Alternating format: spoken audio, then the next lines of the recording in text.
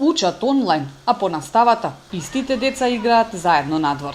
Просветните работници се погласни околу недостатоците и апсурдите од онлайн наставата.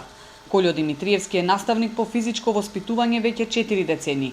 Смета дека по примерот на многу други земји можеше и има начини како нормално да продолжеше учебната година. Конкретно за неговиот предмет, невозможно е, вели, да има квалитетна и продуктивна работа преку компјутер.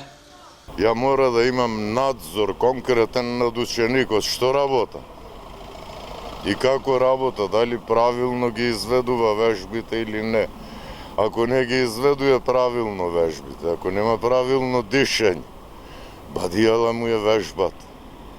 А прво просторно, затворен простор знаемо дека не се одржува физичко, поготово у затворени просторија собе кај што има 10-15 квадрата. Барем од второто полугодие мора да се бара начини за враќање на учениците во училиште, вели Димитриевски. Децата имаат енергија која мора да истрошат. Оти седењето дома пред компјутер ги прави нервозни. Едноставно енергијата што ја имаат они мора да ја потроша негде. Мора да ја потроша. Неко се ствараа нервоза. Се ствараа нервоза дома седејќи пред компјутерот само и колку да се приврзаници нели на тие компјутери и телефони, меѓутоа сака детето активност да има.